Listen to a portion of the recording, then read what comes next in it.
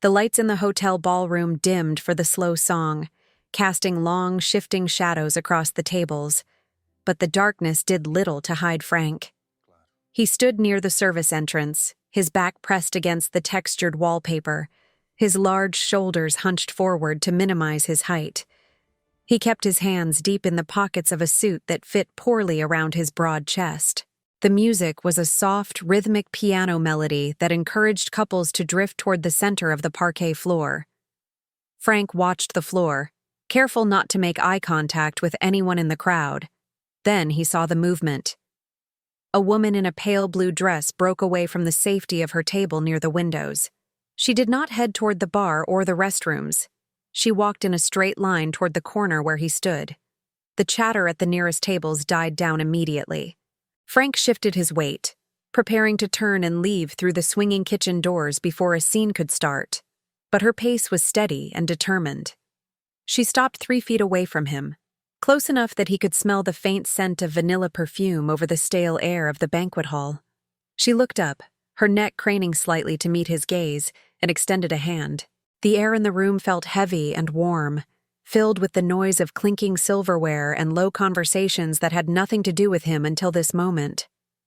Frank felt the vibration of the bass in the floorboards through the soles of his shoes. He could see the dust motes dancing in the beam of the spotlight that swept over the crowd, missing them by inches. The collar of his shirt felt tight against his neck, scratching the skin whenever he turned his head. He remained perfectly still, his breathing controlled and quiet, despite the sudden spike in his pulse. He looked at her hand, suspended in the air between them. It was small. The nails painted a subtle shade of pink, steady and waiting. Beyond her, he saw the faces of the other guests. A man in a gray tuxedo paused with his drink halfway to his mouth, staring openly. A group of bridesmaids whispered behind their bouquets, their eyes darting from Frank's heavy brow to the woman's expectant face. The waiter holding a tray of champagne flutes navigated a wide arc around them, ensuring he did not come within arm's reach of the corner. Frank knew the geometry of this isolation perfectly. He understood that the space around him was not accidental, but a calculated perimeter that people maintained for their own comfort. He did not feel angry about the waiter's trajectory or the guests' stares. He accepted them as the logical reaction to his presence. He knew his face was asymmetrical, his jaw heavy, and his frame imposing enough to trigger an instinctive alarm in others. He adjusted his posture, leaning slightly further back into the shadows, signaling to the woman that she had made a mistake. He expected her to realize it, to see the texture of his skin and the size of his hands, and to withdraw her offer with a polite, mumbled apology. He waited for the recognition to set in, the moment where social obligation clashed with physical discomfort. He did not speak because his voice usually startled people, deep and resonant in a way that seemed to vibrate through walls. He simply waited for her to correct her error so he could slip out the exit door and walk the 10 blocks home. Years of this specific silence had taught him to be efficient. 2 years ago, he had applied for a stocking job at a grocery store. The manager had taken one look at him during the interview and assigned him to the night shift in the warehouse, explicitly stating that customers preferred a certain aesthetic during the day. Frank had taken the job without complaint, working from midnight to 8 in the morning, loading crates and stacking pallets.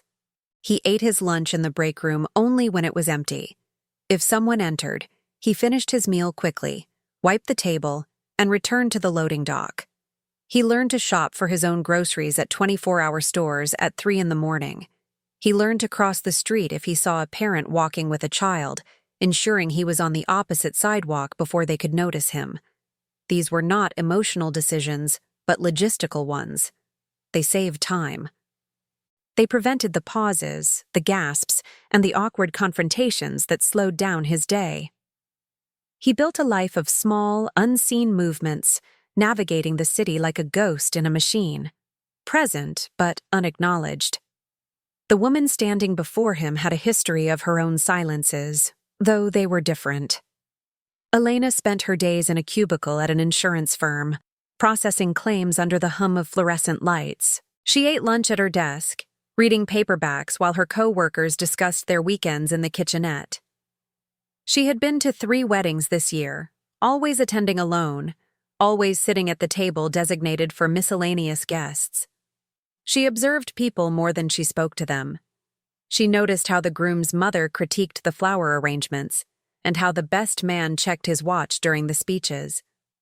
Earlier that evening, she had watched Frank enter the room. She saw him check his coat, saw the coat check girl flinch when he handed her the ticket, and saw him find the darkest corner of the room to stand in.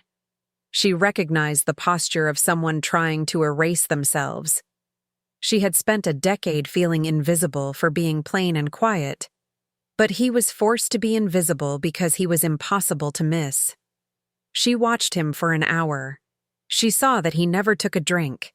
She saw that he moved aside for everyone, even when he had the right of way. Elena did not withdraw her hand. The song was halfway through, the melody climbing to a crescendo. The whispers in the room had solidified into a tense, watching silence.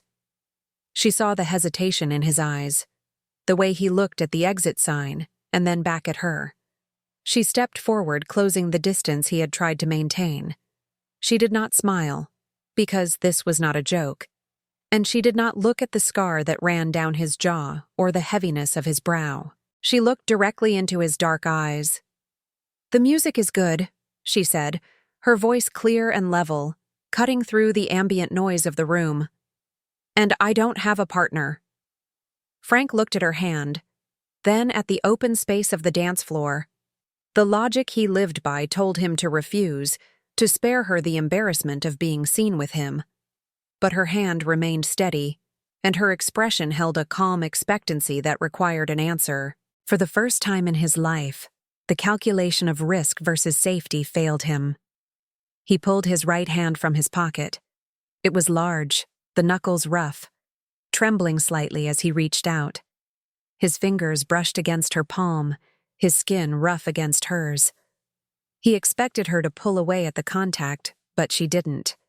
She closed her fingers around his hand, her grip firm and grounding. Frank stepped away from the wall, a movement that felt less like a conscious choice and more like a structural failure of his defenses. The barrier of shadow he had utilized for the last hour dissolved as he moved into the filtered light of the chandelier. His hand was engulfed by hers, not in size, but in purpose. While his skin was rough and calloused from years of handling raw timber and cold steel, hers was soft, yet her grip possessed a tensile strength that surprised him. He looked down at their joined hands, observing the contrast with a detached, clinical fascination.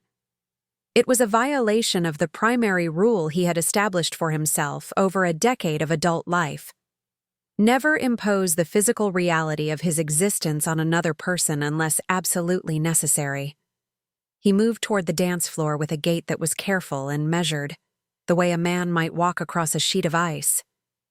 Every step was calculated to minimize the noise of his heavy shoes against the polished wood. The perimeter of empty space that usually surrounded him moved with him, a traveling vacuum of silence.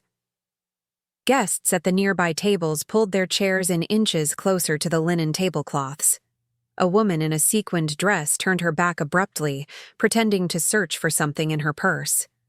Frank registered these micro-adjustments in the room's ecology without judgment. He had learned long ago that his presence acted as a displacement force. When he entered a subway car, the seats on either side of him emptied.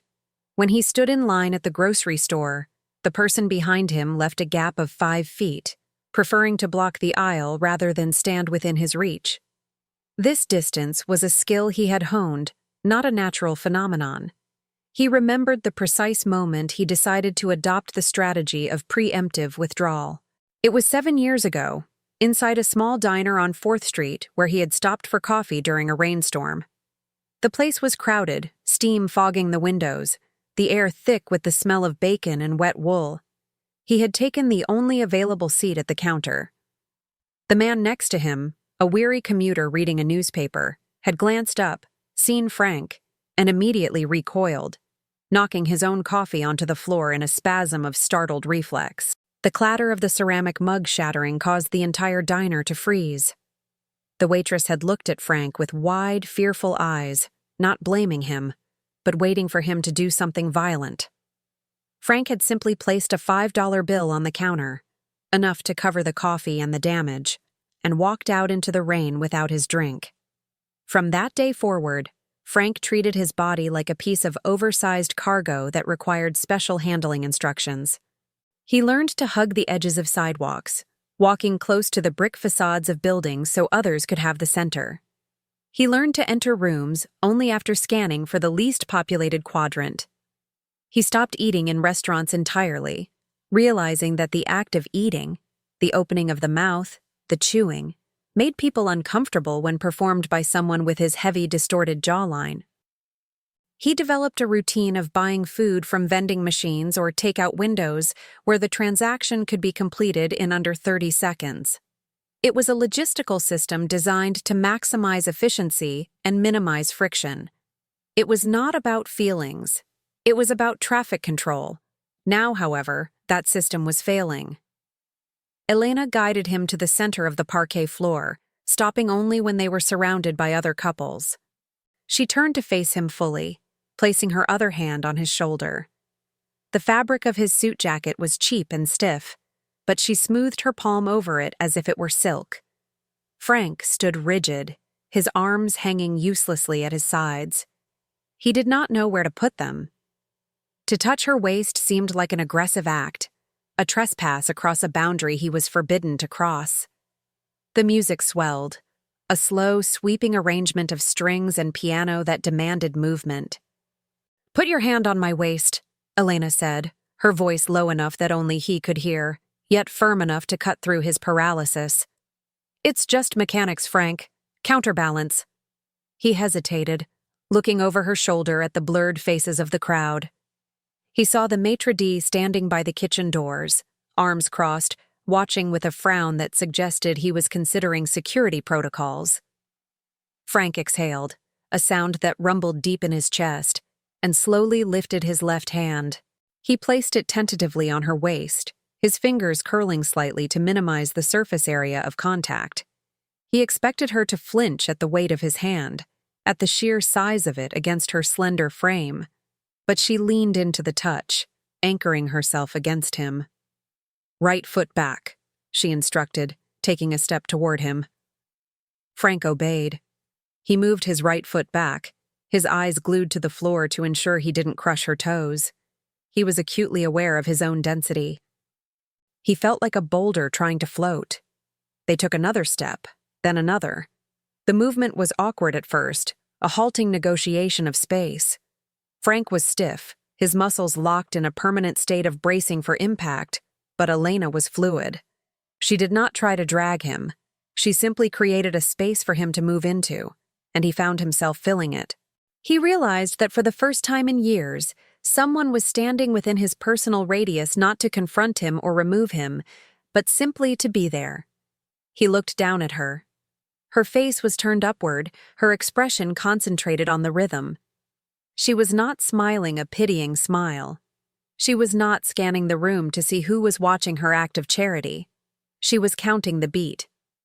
This realization struck Frank with the force of a physical blow. To her, this was a dance.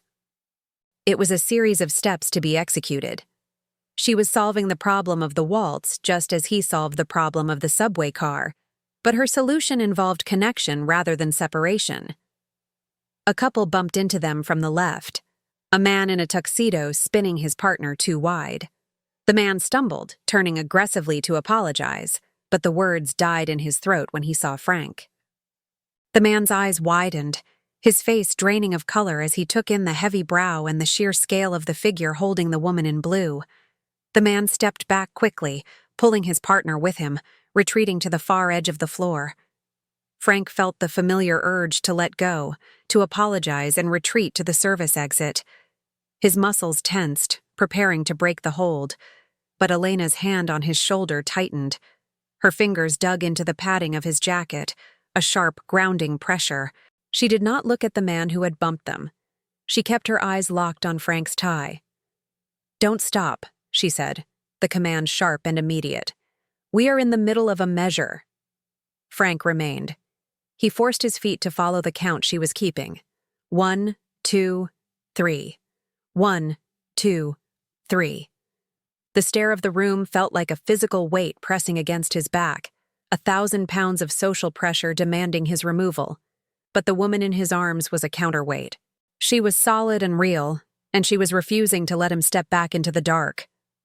The final chord of the waltz hung in the air, vibrating against the crystal pendants of the chandeliers, before fading into the heavy silence of the ballroom. The moment the music ceased, the structural integrity of the partnership collapsed. Frank released Elena's waist immediately, his hand retracting as if he had touched a hot stove. He stepped back, re-establishing the safety perimeter he had violated for the last 3 minutes. He did not bow. He did not make polite conversation about her dancing skills. He kept his eyes on the floor, muttered a low, indecipherable sound that might have been an apology or a farewell, and turned toward the double doors leading to the lobby. The crowd parted for him with fluid, instinctive speed. Guests who had been watching with open mouths suddenly found immense interest in their shoes or their drinks, creating a wide, clear channel for his exit. He moved through it with his head down, his shoulders rolled forward, effectively disappearing while still in plain sight. The lobby was cooler than the ballroom, the air conditioned to a crisp chill that dried the thin layer of sweat on his forehead. Frank did not stop at the restrooms. He bypassed the bar where patrons were laughing loudly. He went straight to the coat check counter. The attendant, a young woman scrolling on her phone, looked up and froze. Her thumb hovered over the screen, her eyes widening as they traced the heavy ridge of his brow and the asymmetry of his mouth. Frank placed his claim ticket on the marble counter and slid it forward with 2 fingers. He did not speak. He knew that his voice, deep and gravelly, often startled people just as much as his face did. The girl scrambled to retrieve his coat, a dark, oversized wool trench that had seen better days, and handed it to him with a trembling arm, careful not to brush his fingers. Frank took the coat, nodded once, and turned toward the revolving doors. Outside, the city night was damp and indifferent. A light drizzle had slicked the pavement, reflecting the neon red of the hotel sign and the white headlights of passing traffic.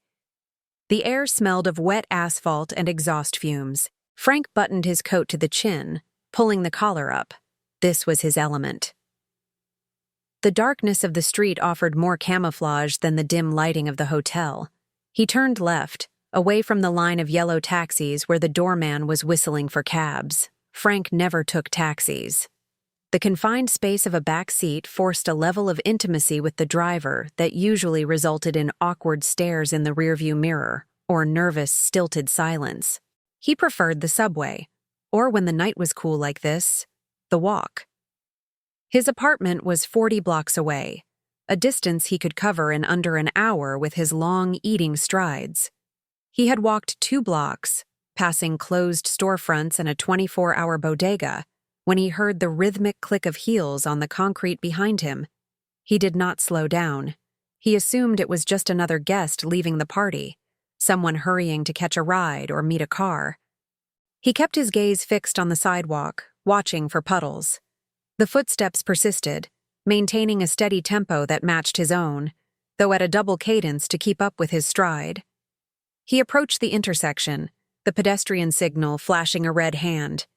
He stopped at the curb, staring at the traffic light, waiting for the signal to change so he could cross and lose whoever was behind him in the grid of the city. "You walk fast," a voice said from his right. Frank flinched, his muscles tightening under the wool coat. He looked down. Elena stood beside him, clutching a beige trench coat around herself. Her hair, previously pinned up, was loosening in the damp air, strands sticking to her cheek. She was slightly out of breath, her chest rising and falling, but her face held the same calm determination he had seen in the ballroom. She was not looking at the traffic light, she was looking at the side of his face. "I have long legs," Frank said. It was a factual statement, stripped of tone. He looked back at the light, willing it to turn green. "I noticed," she replied. She adjusted her bag on her shoulder. I'm heading toward the subway on 59th. Is that your way? Frank tightened his grip on his pockets. The question was a trap. If he said yes, he was inviting her to walk with him, prolonging an interaction that defied all the rules of his existence. If he said no, he would have to change his route and add 20 minutes to his commute. Logic dictated he should lie. Logic dictated he should grunt, turn the corner, and disappear down a side street. But the memory of her hand on his jacket, the firm, grounding pressure, lingered in his mind like a phantom limb. Yes, he said. Good, she said. I don't like walking alone in the rain. The light turned white.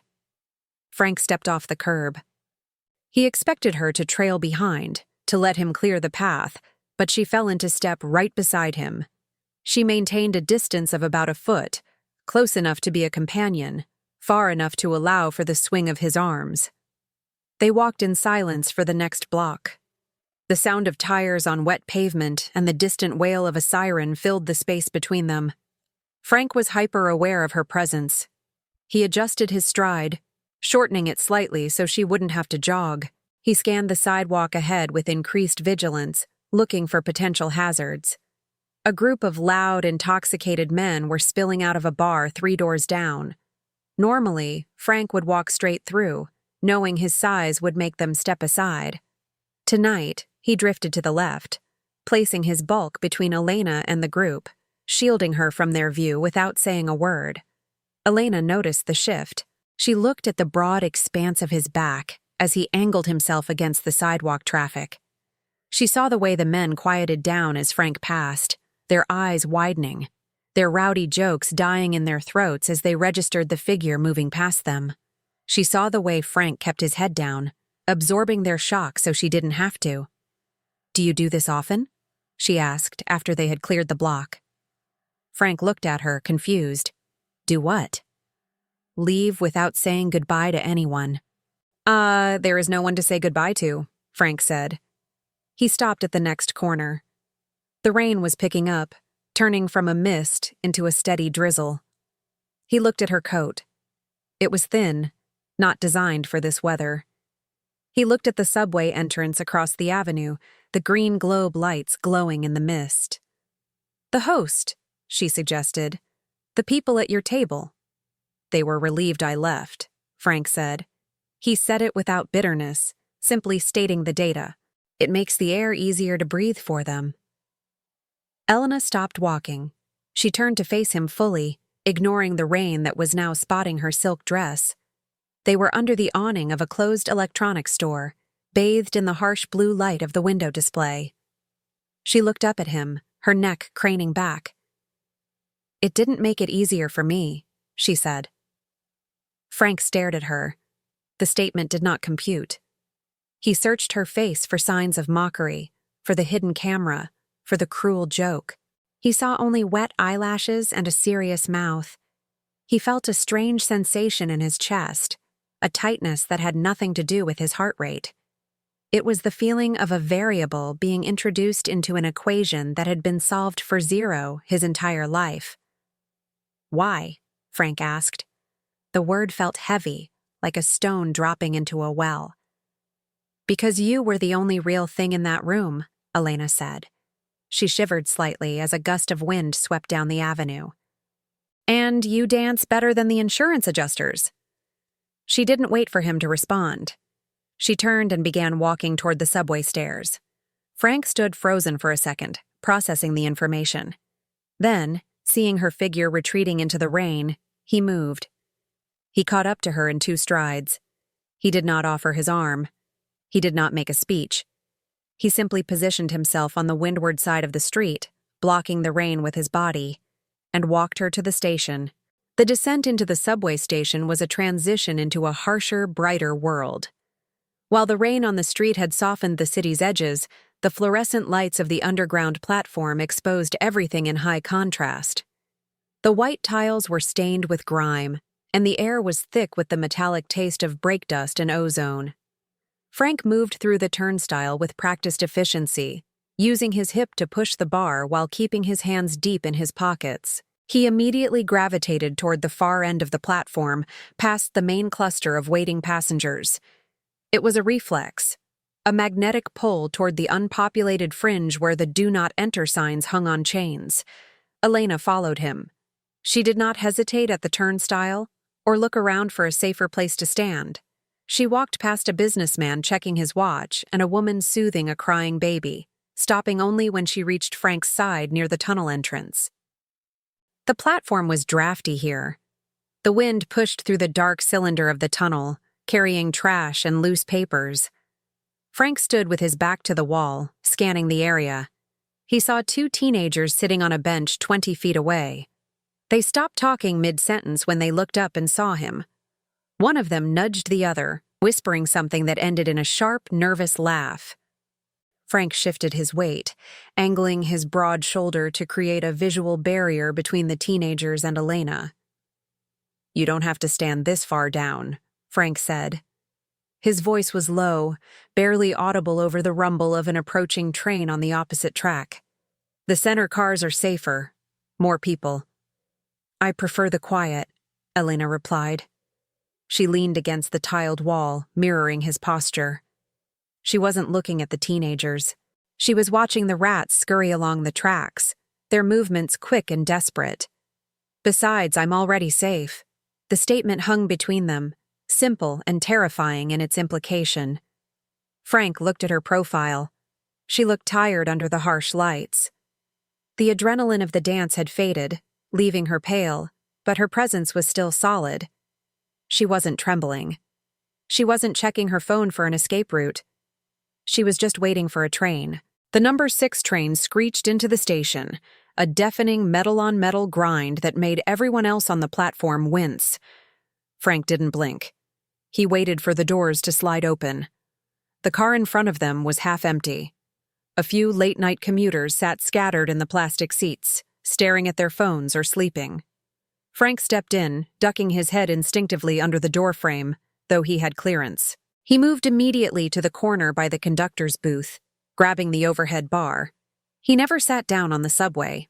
Sitting required squeezing into a space defined for a smaller person, and it put his face at eye level with others. Standing allowed him to loom above the line of sight, to become a piece of furniture rather than a participant. Elena entered behind him. There were plenty of empty seats, a row of 3 orange buckets right across from them. She looked at the seats, then at Frank's hand gripping the bar. She stepped past the seats and grabbed the vertical pole next to him. She stood. Frank stared at the empty seats. "You can sit," he said. "I've been sitting all day," she said. "My back hurts." It was a lie. He knew it was a lie because he saw her shift her weight from one foot to the other, relieving the pressure on her heels. She was standing because he was standing. She was aligning herself with his verticality, rejecting the comfort that would separate them. The train lurched forward, accelerating into the dark. The car swayed. Frank remained planted like a pylon, his balance perfect despite the motion. Elena stumbled slightly as the train hit a curve. Without thinking, Frank moved his arm, not touching her, but creating a bracket of space she could fall into if she lost her footing. She corrected herself, her shoulder brushing against the sleeve of his wet wool coat. She didn't pull away. "Where do you work?" she asked. The question was casual, tossed out as if they were 2 normal colleagues sharing a commute. Frank watched the tunnel lights streak by in the window reflection. He saw his own face in the glass, the heavy ridge of bone, the deep-set eyes, the shadow that swallowed his expression. He saw her reflection next to his, small and clear. "I work in a warehouse," he said. "In Queens, loading dock." "Is it hard work?" "It's heavy," he said. "Simple. Boxes move from point A to point B." "I move data from point A to point B," she said. "But the boxes are invisible, and my boss yells if they aren't stacked in alphabetical order." Frank made a sound that was almost a chuckle, a low rumble in his throat. It surprised him. He clamped his mouth shut, looking around to see if anyone had heard. The car was indifferent. A man with headphones was nodding to music. A woman was reading a Bible. No one was looking at the monster and the girl. The train was just a capsule moving through time, suspending the rules of the surface world. "I like the quiet of the warehouse," Frank admitted, offering a piece of himself he hadn't planned to share. "At night, it's just the machines and the inventory. The wood smells good. Pine and treated lumber." "Vanilla?" Elena said. Frank looked down at her. "What?" "You smelled vanilla earlier," she said, looking up at him. "When you were standing in the corner. You said the air was stale, but I smelled vanilla." "That was you," Frank said. "Your perfume." "No," she shook her head. "I don't wear perfume. I'm allergic. It gives me migraines." Frank paused. He didn't know how to process this. He smelled like rain, damp wool, and the industrial soap he used to scrub the grease from his hands. He did not smell like vanilla. But looking at her, he realized she wasn't describing a scent she smelled with her nose. She was describing a sense of safety. She associated him with something warm and benign. The cognitive dissonance made him dizzy. He gripped the bar tighter, his knuckles turning white. The automated voice announced 59th Street. The train began to decelerate. This was her stop. Frank felt a sudden, sharp hollow in his stomach, the anticipation of the vacuum returning. He prepared himself for the nod, the polite, "Nice to meet you," and the final exit. He would stay on until 125th Street. He would go back to his apartment, hang up his wet coat, and stare at the wall until he fell asleep. The train hissed to a halt. The doors opened with a chime. Elena didn't move immediately. She reached into her purse and pulled out a small, rectangular business card. She also pulled out a pen. She braced the card against the metal pole and scribbled something on the back. The ink was blue. She capped the pen and held the card out to him. "I take my lunch break at 1, she said. "There's a park near my building, Bryant Park, by the fountain." Frank looked at the card. It was white with the logo of the insurance firm on the front. On the back, in hurried cursive, was a number. "I work nights," Frank said. "I sleep at 1. "You have to eat breakfast sometime," she countered. "I eat a sandwich. You can drink coffee." The doors chimed, signaling they were about to close. The urgency of the mechanical timer forced the decision. Frank took the card. His fingers were so large they nearly eclipsed the small rectangle of paper. "Tuesday," she said. "I'll be there Tuesday." She stepped through the doors just as they began to slide shut. She turned on the platform, looking back at him through the closing gap. Frank stood in the center of the car, the card clutched in his hand like a lifeline. The doors sealed with a thud. The train jerked into motion, pulling him away from her. He watched her figure recede on the platform, a splash of blue against the dirty white tiles, until the tunnel swallowed her whole. Frank looked down at the card. He ran his thumb over the raised ink of the logo. He didn't put it in his pocket. He held it in his hand for the remaining 6 stops, protecting it from the dampness of his coat and the grime of the city. Tuesday afternoon sunlight hit the pavement of 42nd Street with a clarity that felt aggressive. For Frank, daylight was an interrogator. It stripped away the forgiving ambiguity of shadows and neon, leaving every texture of his skin and every disproportionate angle of his frame exposed to the naked eye. He walked close to the limestone wall of the library, head ducked low, the brim of a dark baseball cap pulled down to shield his eyes. He wore a lighter jacket today, a canvas field coat that was still too heavy for the warm spring air. But he needed the layers. They provided a barrier, a sense of containment against a world that was too open, too bright, and too busy. He reached Bryant Park 10 minutes before 1. The park was a sea of movement, office workers in shirt sleeves eating salads, tourists taking photos of the fountain, students sprawling on the lawn. It was a chaotic ecosystem of social interactions, exactly the kind of place Frank had avoided for 15 years. He scanned the perimeter, his eyes moving rapidly, assessing threats. He needed a corner. He needed a spot with a wall at his back and a limited line of sight from the main walkways. He found a green metal chair near the ivy-covered fence on the 40th Street side, partially obscured by a large planter box. He moved a second chair next to it, angling it so the occupant would face him but block the view of the crowd. Then he sat, hunched forward, his elbows on his knees, and waited. He checked his watch 3 times in 2 minutes. The second hand seemed to mock him. He felt the familiar prickle of sweat on the back of his neck, the urge to stand up and bolt for the subway. This was a mistake. Meeting a woman in a dark ballroom was a dream. Meeting her in the stark light of Tuesday lunch was a setup for humiliation. He imagined her walking up, seeing him without the filter of night, and realizing the magnitude of her error. He prepared himself for the look of polite recoil, the excuse about a forgotten meeting, the swift exit. At 1:05 he saw her. Elena walked past the fountain, holding 2 brown paper bags. She was wearing a gray skirt and a white blouse, blending in perfectly with the midtown crowd. Yet to Frank, she stood out like a beacon. She wasn't looking around anxiously. She was scanning the edges of the park, checking the shadows. When she spotted him behind the planter, her face didn't register shock or disappointment.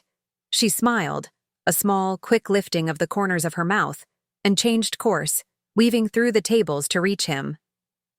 "You found the best spot," she said, sitting in the chair he had placed. She didn't comment on his cap or his hunched posture. She placed the paper bags on the small round table between them. "Shade is premium real estate at this hour." Frank watched her hands as she unpacked the lunch. She was efficient, unbothered by the noise of the city. She pulled out 2 sandwiches wrapped in wax paper and 2 coffees. She slid 1 sandwich and 1 coffee toward him. "Turkey and Swiss," she said. "I guessed. If you hate it, I'll eat it and you can have the chips." Frank looked at the sandwich. The bread was thick, the crusts flaking. To eat it, he would have to take off his mask of indifference. He would have to open his mouth, exposing the heavy, misaligned jaw that made chewing a mechanical, sometimes messy process. He never ate in public. It was rule number 4. "I ate earlier," Frank lied. His voice was rough, unused to the daytime air. Elena stopped unwrapping her own sandwich. She looked at the unopened sandwich in front of him, then up at his eyes hidden beneath the cap. She didn't challenge the lie verbally. She simply picked up her coffee, took a sip, and set it down. "It's okay," she said. "You can just hold the coffee. It's hot." Frank reached out and wrapped his large hand around the paper cup. The heat seeped into his palm, grounding him. He didn't drink it. He just held it, using it as a prop to justify his presence at the table. "My boss is driving me crazy today," Elena said, taking a bite of her lunch. She began to talk, filling the space between them with the mundane details of her morning. She spoke about a printer that wouldn't collate, a client who yelled about a deductible, and the temperature of the office air conditioning. Frank listened, mesmerized. No one had ever spoken to him about trivialities. People spoke to him in commands. "Move, wait, sign here," or in fearful whispers. Elena was speaking to him as if he were a standard component of her day, a sounding board for her frustrations. She didn't ask him why he looked the way he did. She didn't ask about his parents or his medical history. She asked him if he preferred blue or black ink. "Black," Frank said. "It reads better in low light." "See?" Elena pointed a chip at him. "That's what I said. But HR insists on blue for originality verification. It's nonsense." A group of teenagers walked by on the path behind Elena. One of them, a boy with a loud laugh, glanced over and saw Frank. The boy stopped, nudging his friend. Frank felt the familiar tightening in his shoulders, the instinct to lower his head further. He gripped the coffee cup so hard the lid popped off. Elena turned. She didn't look at Frank. She looked at the boy. She didn't look angry. She looked bored. She stared at the teenager with a flat, unimpressed expression, holding her sandwich halfway to her mouth, raising one eyebrow as if to ask, "Can I help you?" The boy, caught in the act of staring by a woman who looked like a schoolteacher, flushed red and hurried to catch up with his group. She turned back to Frank and took another bite. She didn't mention the boy. She didn't say, "Don't worry about them." She simply erased the incident by refusing to give it oxygen. Frank stared at her. The tightness in his chest eased, replaced by a strange, aching pressure. He looked at the sandwich on the table. He was hungry. He hadn't eaten since 4 a.m. Slowly, carefully, he peeled back the wax paper. Elena continued talking about the subway schedule changes, keeping her eyes on her own food, giving him the privacy he needed while sitting 2 feet away. Frank lifted the sandwich. He turned his head slightly to the side, shielding his mouth with his hand, and took a bite. He chewed quickly, swallowing hard. It was just a turkey sandwich. It was dry, and the cheese was rubbery. But as he sat there, hidden behind a planter box with a woman who defended him with her silence, it tasted like the most complex meal he had ever known. "I have a break at 3 a.m., Frank said suddenly. He hadn't planned to say it. The words fell out of his mouth along with the crumbs. "At the warehouse. We go to the roof sometimes. You can see the skyline." Elena stopped chewing. She looked at him, her eyes searching his face under the brim of the cap. She wiped her hands on a napkin. "Is that an invitation?" she asked. "The view is acceptable," Frank said, retreating into data. "It is quiet." 3 a.m. is late, Elena mused. She checked her watch. "Or early." "You need to sleep," Frank said, immediately regretting the offer. "Forget it." "I don't sleep well on Tuesdays," Elena said. She crumbled the wax paper into a ball. "I usually just read." She looked at him, and for a second, the bustling park disappeared. "I'd like to see the skyline from Queens." Frank nodded once. The commitment was made. He had just invited her not into a public space, but into his world, the night world, the industrial world, the place where he was the king of the quiet. The risk was exponential. But as he watched her finish her coffee, he realized the greater risk was letting her walk back to her office without knowing when he would see her again. "I have to go back," she said, standing up. "Spreadsheet anxiety." She didn't offer to shake his hand this time. She reached out and briefly, lightly, touched the back of his hand where it rested on the table. Her fingers were cool against his skin. "Thank you for the lunch," Frank said. "Thank you for the company," she replied. She turned and walked away, merging back into the stream of office workers. Frank sat for another 10 minutes. He finished the sandwich. He watched the spot where she had disappeared. He felt the sun on his back, but for the first time in his life, he didn't feel like he was burning. He felt like he was thawing. The industrial district of Queens at 3 in the morning possessed a hostile geometry. It was a landscape of corrugated steel, barbed wire, and the relentless hum of high-voltage transformers. There were no sidewalks here, only cracked asphalt shoulders lined with delivery trucks that sat silent and dark like sleeping beasts. Elena walked from the taxi that had dropped her off 2 blocks away. The driver had refused to go further down the dead-end street and pulled her coat tighter against the wind coming off the East River. The air tasted of salt and diesel. The streetlights were sparse, casting pools of sickly yellow sodium glare that left deep, impenetrable shadows in between. She checked the address on the slip of paper Frank had given her, though there was no need. The warehouse was the only building with lights on, a massive brick structure that spanned the entire block. The loading bay doors were open, revealing a cavernous interior where forklifts moved in complex insect-like patterns.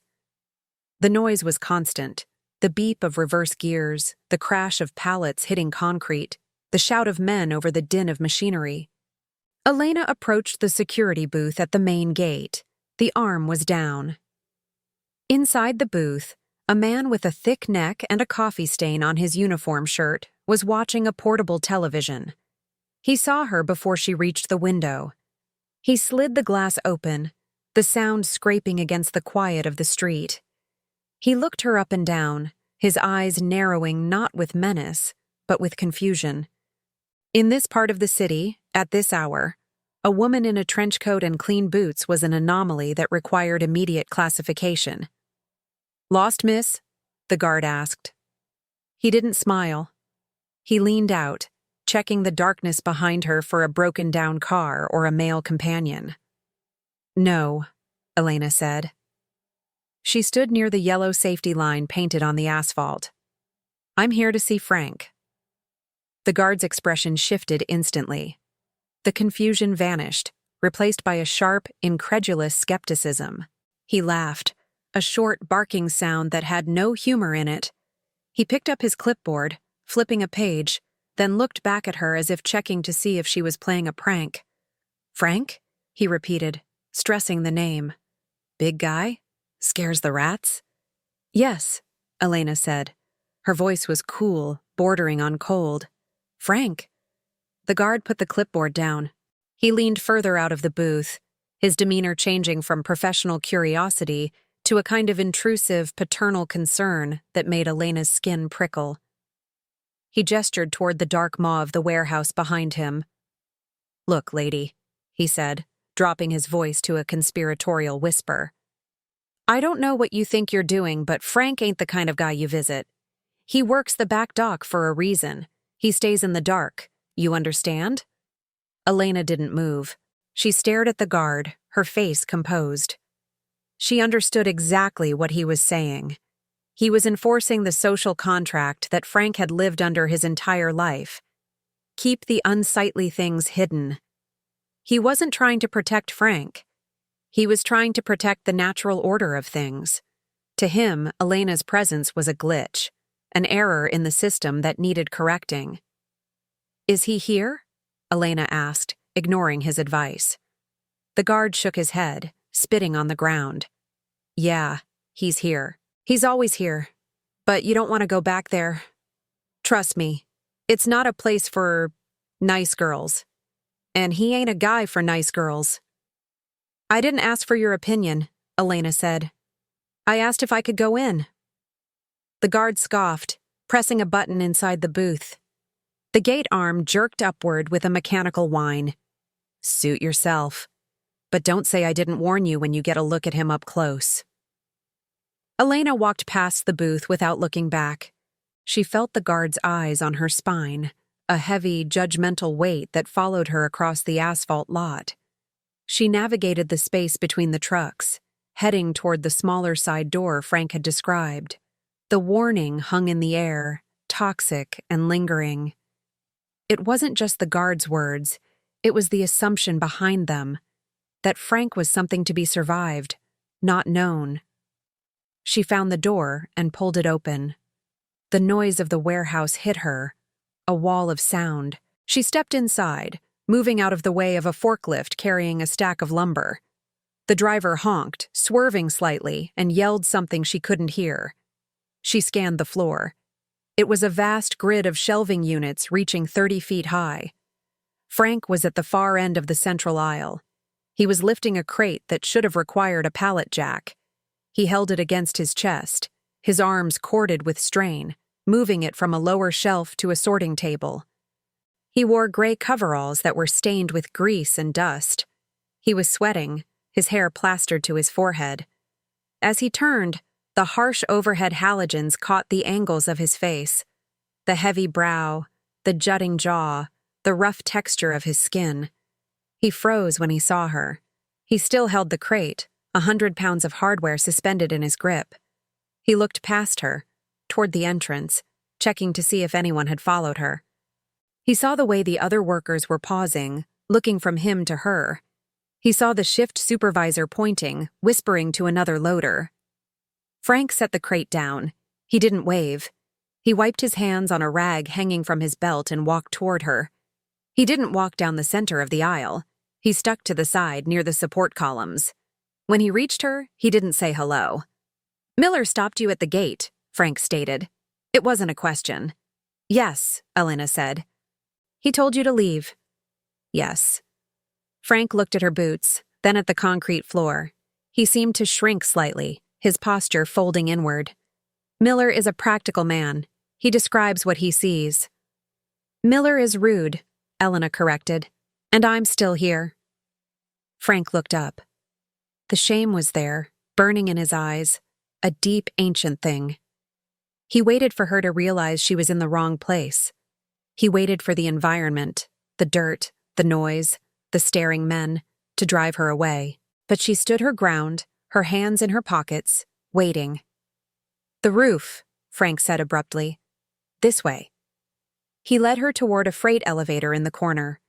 They walked past a group of 3 men taking a smoke break. The men went silent as they passed. One of them smirked, nudging his neighbor. Frank placed his body between the men and Elena, blocking their line of sight, shielding her from their curiosity. He pressed the button for the elevator, his back broad and rigid. The doors rattled open. They stepped inside. The ride up was slow and loud. The elevator smelled of sawdust and old oil. Frank stood in the corner, as far from her as the small box allowed. He stared at the floor numbers painted on the wall. "You don't have to stay," Frank said, his voice rumbling against the metal walls. You saw the look on their faces. That is the reality. It does not change. "I didn't come to see them," Elena said. She looked at his profile. "I came to see the skyline." And the elevator jolted to a stop. Frank wrestled the gate open. They stepped out onto the roof. The noise of the machinery cut out instantly, replaced by the low hum of the city wind. The view was staggering. The Manhattan skyline lay across the river, a glittering, jagged strip of light against the black sky. The Empire State Building, the Chrysler, the bridges, all of it laid out in a panoramic display of electric ambition. Frank walked to the edge, gripping the parapet wall. He belonged here, among the gargoyles and the water towers. He was a creature of the city's architecture, massive and silent. Elena joined him. She didn't stand close enough to touch, but she stood close enough to share the view. "Miller thinks I'm crazy," she said softly, looking at the lights. Frank didn't turn. He looked at the dark water of the river below. "Miller thinks you are lost. He thinks you will wake up." "I'm wide awake," Elena said. She leaned her elbows on the parapet. Below them, the world of judgment, of whispers, of staring guards and laughing teenagers, continued its rotation. But up here, 70 feet above the pavement, there was a temporary truce. Frank relaxed his grip on the concrete. He exhaled, the white puff of breath vanishing into the night. He allowed himself, for the first time that night, to stop apologizing for his existence. He stood his full height, filling the space next to her, and let the silence speak what he could not. The routine established over the next month was precise and compartmentalized. They met on Tuesdays for lunch in the park and on Fridays at the warehouse roof before Frank's shift ended. These were controlled environments. The park offered anonymity through the sheer volume of the crowd. The roof offered isolation through altitude. In these spaces, Frank allowed himself to exist with a lower degree of vigilance. He spoke more, his voice losing some of its gravelly hesitation as he described the logistics of the loading dock or the structural integrity of the bridges they watched. Elena filled the silence with stories about her family in Ohio and the petty politics of the insurance office. They built a world that existed only in 1-hour increments. But isolation is a finite resource in a city of 8 million people. The escalation began on a rainy Thursday, outside the boundaries of their schedule. Elena had worked late. She called the warehouse landline, a number she wasn't supposed to have, and left a message saying she was at a diner 3 blocks from his work, waiting for a cab that was delayed by the storm. Frank received the message at the start of his break. The logic of his safety protocols dictated that he stay inside the perimeter of the loading dock. The logic of the city dictated that a woman alone in that district at 2:00 a.m. was unsafe. Frank clocked out for his break, put on his heavy coat, and walked into the rain. The diner was a narrow, chrome and vinyl establishment that smelled of burnt coffee and grease. When Frank pushed the door open, the bell chimed with a piercing clarity. The diner was quiet, occupied only by a truck driver at the counter, a group of 4 men in a back booth, and Elena, who sat near the window nursing a mug of tea. Frank stepped inside. The atmosphere shifted instantly. The cook stopped scraping the grill. The truck driver spun on his stool, his eyes widening as he took in Frank's wet, hulking silhouette.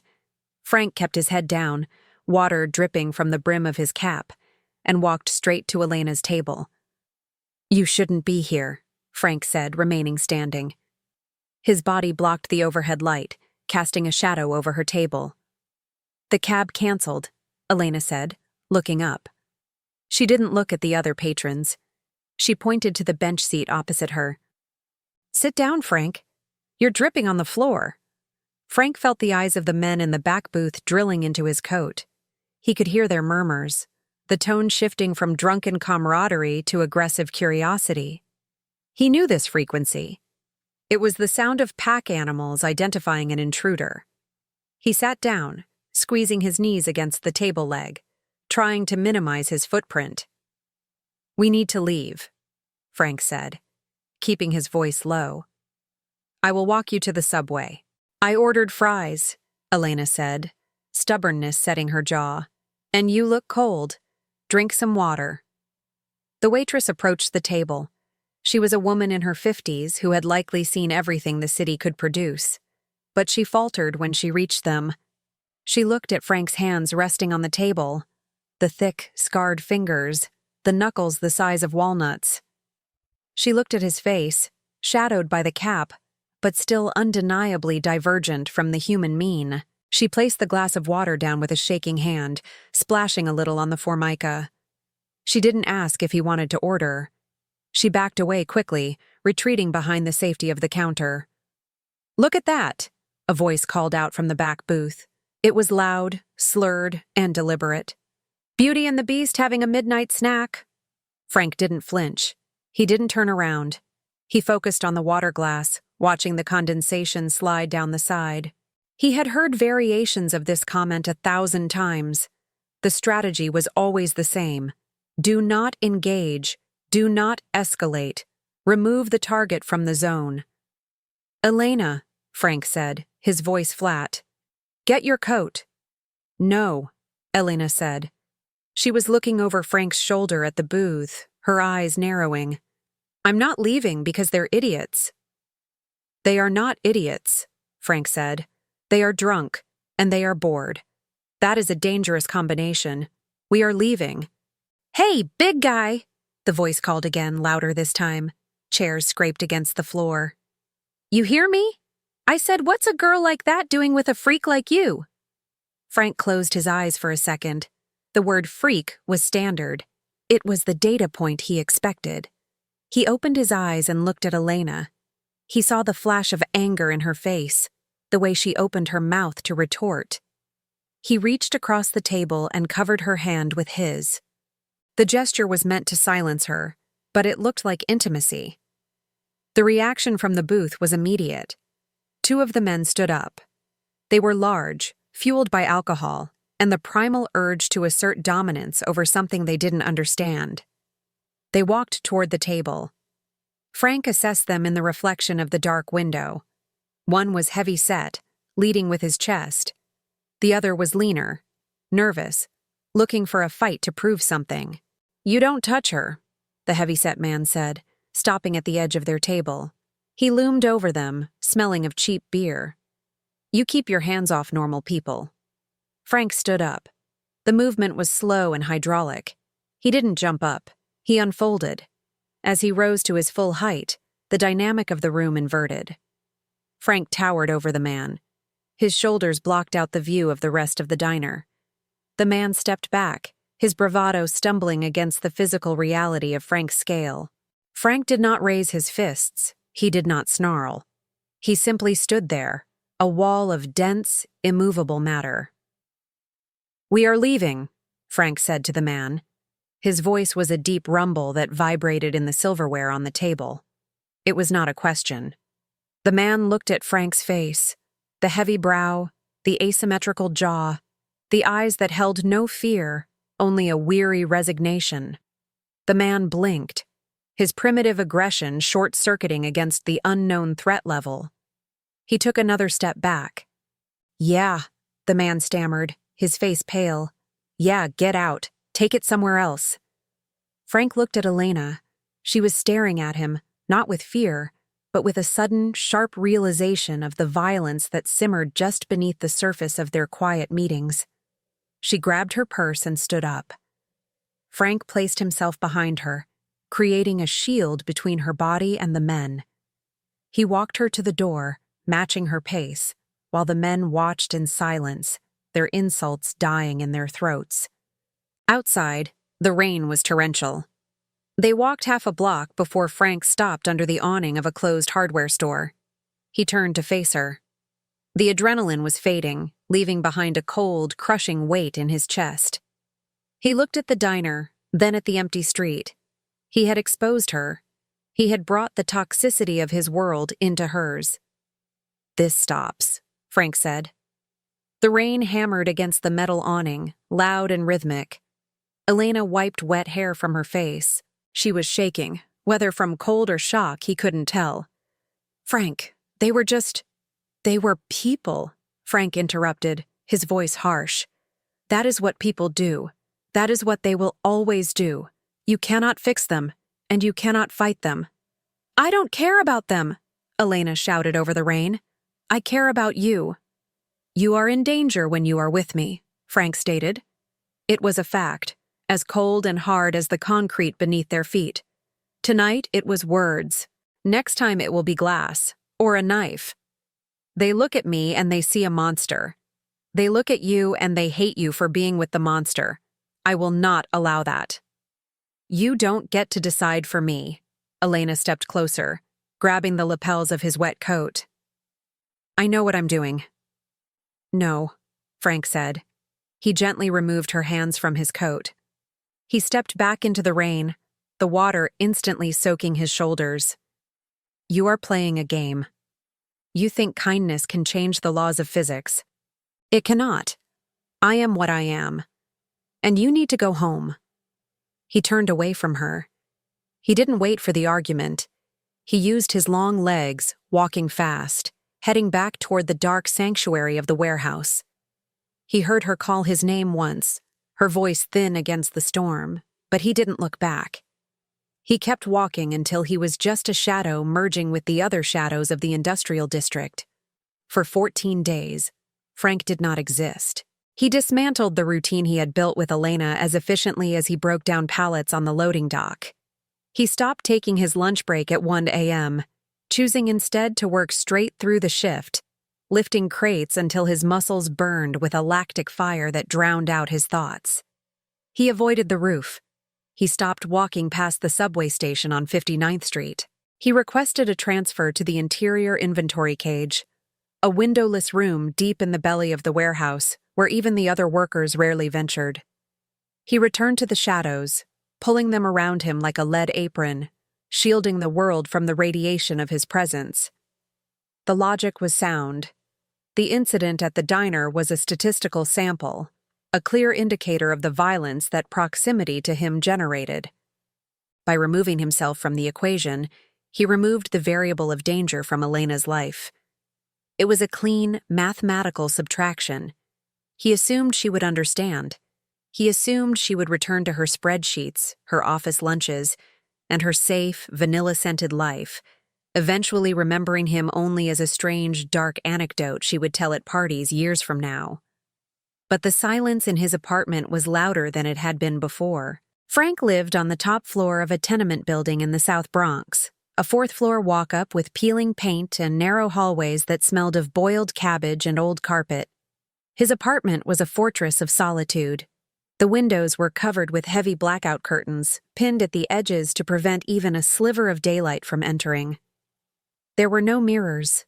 The bathroom sink had a small metal medicine cabinet, but Frank had painted over the glass with black matte paint the day he moved in.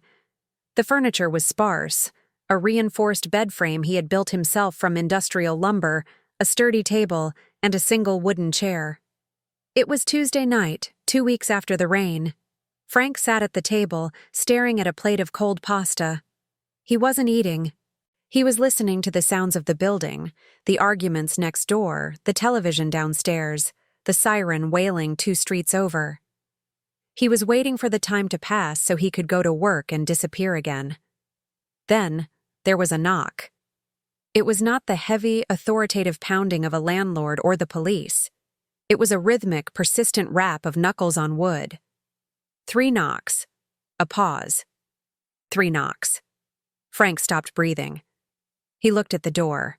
It was triple locked, a steel reinforcement bar propped under the handle. He knew no one. He ordered nothing. The only person who knew where he lived was the payroll clerk at the warehouse, and she mailed his checks to a P.O. box. The knocking continued.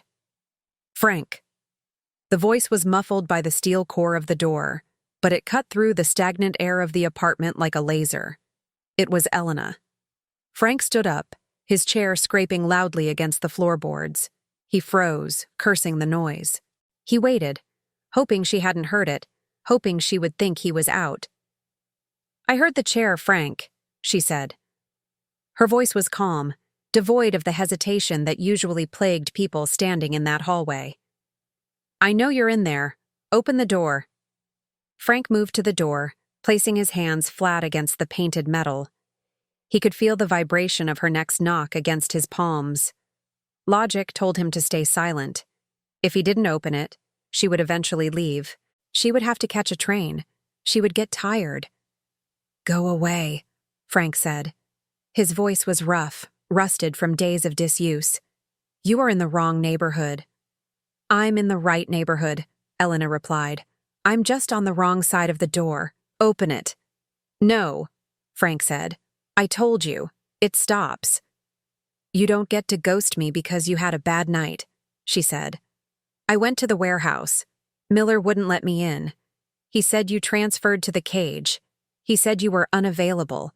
So I followed the payroll clerk when she left for the day. I bribed her with a Starbucks gift card for your address." Frank closed his eyes. The breach of security was catastrophic. He would have to move. He would have to find a new job. The containment protocols were failing one by one. "Go home, Elena," Frank commanded, leaning his forehead against the cold door. "There is nothing for you here. Look at where you are standing. Look at the hallway. This is not your life."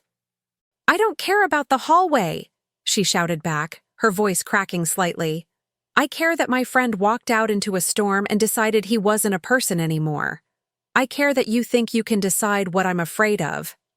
"I am what you should be afraid of," Frank roared. The sound was too loud for the small apartment.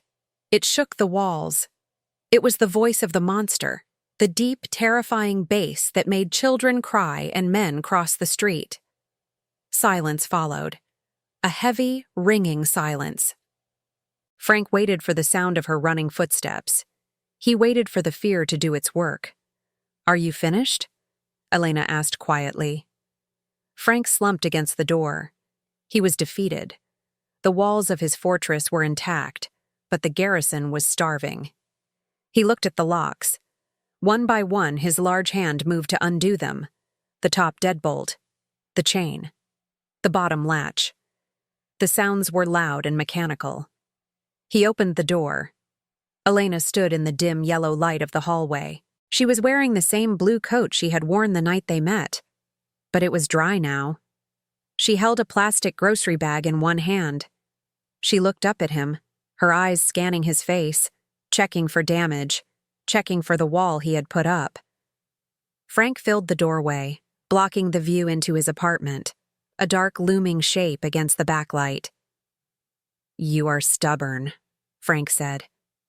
"I am persistent," Elena corrected. She didn't wait for an invitation. She stepped forward.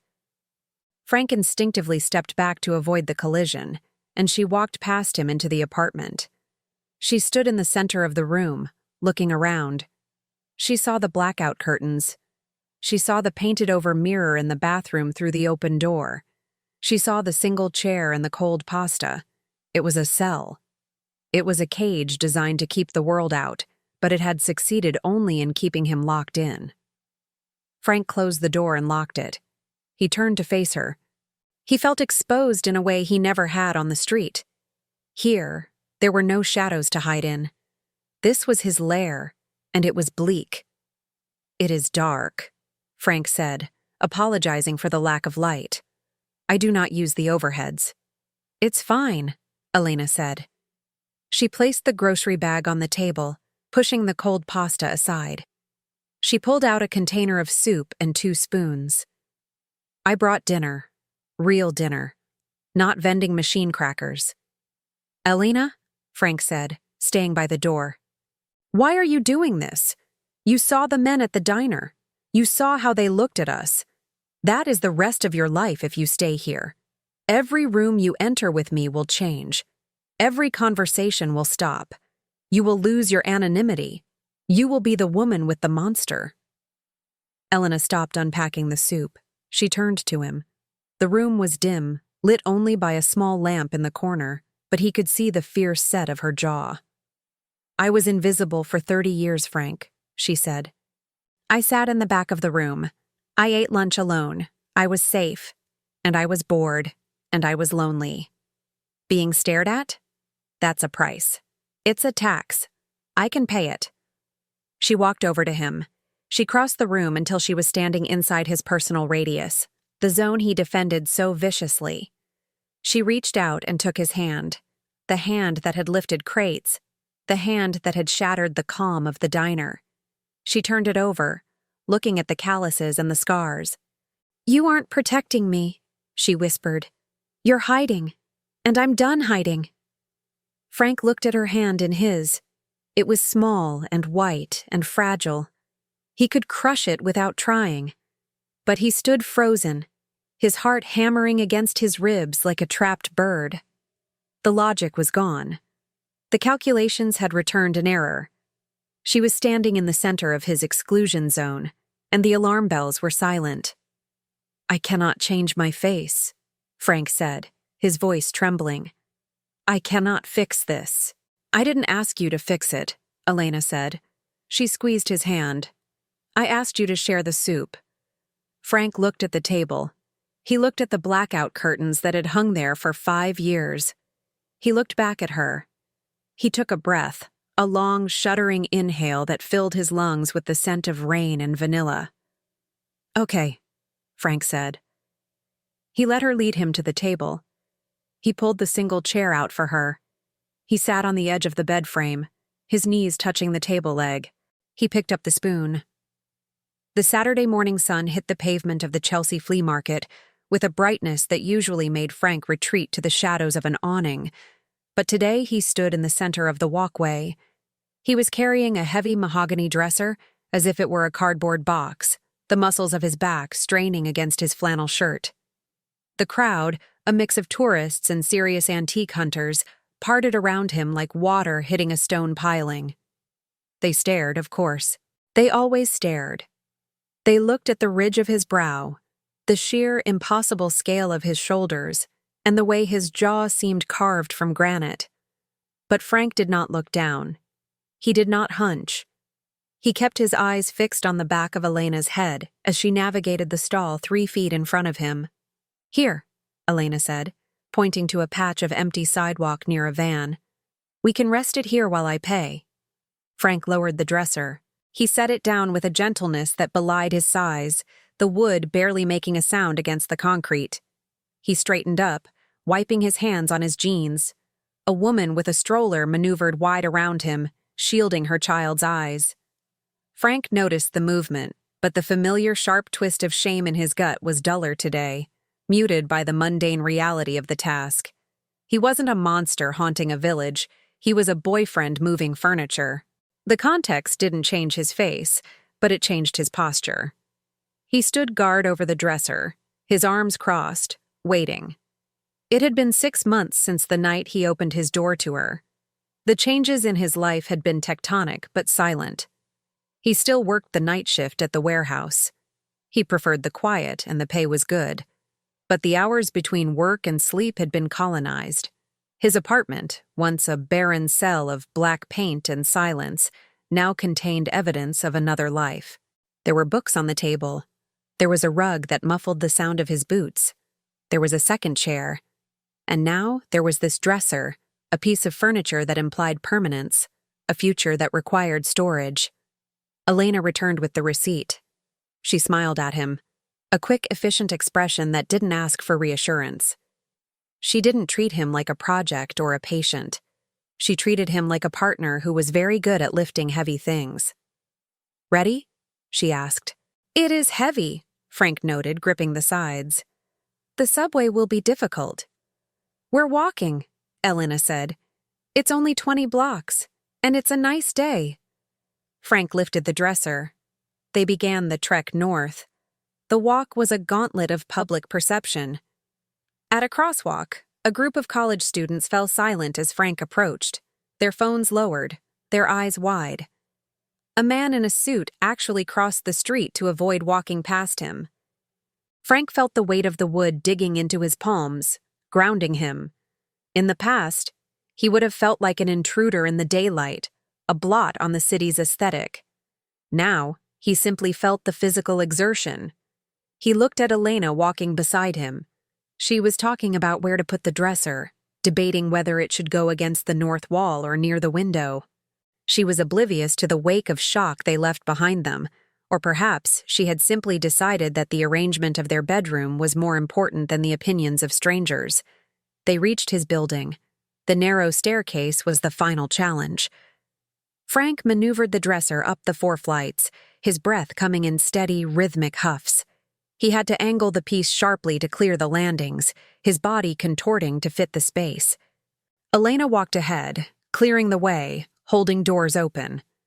When they finally wrestled the piece into the apartment, Frank set it down in the designated spot and exhaled, a long, deep sound of release. He stood back, rolling his shoulders to loosen the tension. He watched Elena open the drawers, checking the lining. She looked up at him. "It fits," she said. "It takes up space," Frank said, looking at how the room had shrunk. "Good," she replied. "Space is meant to be filled." She walked into the small kitchen area. Frank heard the sound of the kettle being filled.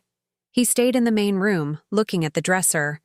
Above it, on the wall, hung the mirror she had bought him 2 months ago. For years, Frank had lived without reflections. He had shaved by feel, dressed in the dark. Now he looked. He stepped in front of the glass. The face staring back was unchanged. The scars were there, the asymmetry, the heavy, brooding features that frightened children. He didn't smile at himself. He didn't try to soften the image. He simply looked at the data. It was a face. It was his face. It was the face that the woman in the kitchen kissed before she left for work in the morning. Elena came back in with 2 mugs of tea. She saw him looking in the mirror. She didn't say anything profound. She didn't tell him he was handsome. She walked up behind him and stood on her tiptoes, resting her chin on his shoulder. In the reflection, the contrast was stark.